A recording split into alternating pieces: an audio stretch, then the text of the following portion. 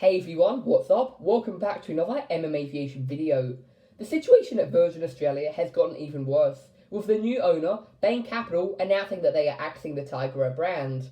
They also have plans to make Virgin Australia a semi-budget airline, which will mean that Australia will have one full-cost carrier only, which will be Qantas. Although Tigerair will be got rid of, Bain Capital have said that they may reintroduce it into the future if there's enough demand for it. Although Virgin Australia is converting to a semi-budget airline, Bain Capital said that Virgin Australia aims to be the best carrier in the market, not a fully low-cost airline. It will offer exceptional experiences at great value, regardless of purpose of travel.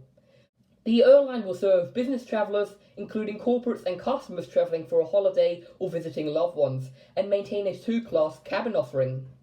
Bain Capital have also said that Virgin Australia will be getting rid of all their other aircraft, which means that they will get rid of the Airbus A330, 777, and more. They have not announced though if they will get rid of smaller regional aircraft, such as the ATR.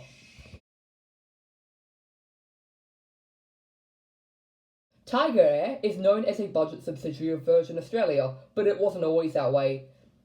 When Virgin Australia launched in August 2000, it was pitched as a low-cost alternative to Qantas, known as Virgin Blue.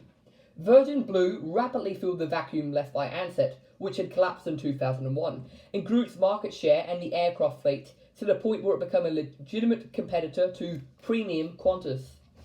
The growth of Virgin Blue was so concerning to Qantas that they decided to launch their own low-cost carrier, which was Jetstar, in 2003, to further segment the airfare market between cheap domestic flights with limited service options and expensive international long-haul flight routes. In 2011, Virgin Blue wanted to shake off its budget image and rebrand itself as Virgin Australia, effectively leaving no competitor to Jetstar. 2 years later, Virgin Australia spent $35 million Australian dollars buying 60% of shares in Tigerair Australia, which was operating as a full Australian airline and was a subsidiary of Singapore-based Tigerair Holdings. The branding was strong, but for some reason Tigerair started to die. In the 2013 to 2014 financial year, Tigerair had lost $77 million before tax.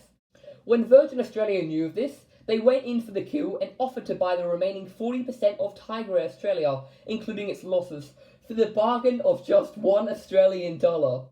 Moving on to the failed attempt of the Trans-Tasman bubble. New Zealand Prime Minister, Jacinda Ardern, has confirmed plans for a Trans-Tasman bubble have now been put on the back burner due to Victoria's COVID-19 plague. She also indicated that Australia would need to be free of unknown locally acquired cases, so-called community transition, for at least 28 days before travel could begin.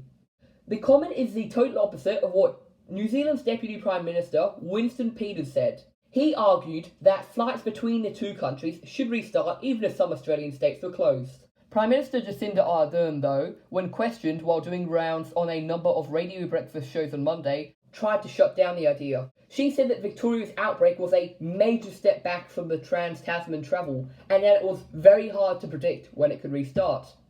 Anywhere where we have COVID-free travel, they would need to be free of community transition for a period of time, that being 28 days. That will be some time for Australia, she said. Though in June, Deputy Prime Minister Peters said that Australia was the one that didn't want to start the Trans-Tasman bubble. He's been quoted saying, "We should not have states being held back by the slowest mover, so to speak, so let's get going." New Zealand appears to have a decreasing number of COVID-19 cases and has halted social distancing. It was reported on Monday that Air New Zealand flew a record number of passengers during the July school holidays. The results even made Air New Zealand increase their domestic capacity to 70% of pre-COVID levels in August. The airline had targeted running at just 55%, but said it was pleasantly surprised by demand. It has been 94 days since New Zealand last saw a case of COVID-19 with no known source. That's the end of today's video. It would be well appreciated if you would like, subscribe, comment, share if you haven't already. Also, please let me know if you would like more types of these videos, like weekly aviation, what happened in aviation this week or whatever. I'll probably upload that later in the week. Once again, thanks for watching this video of mine. Stay safe and enjoy the rest of your day.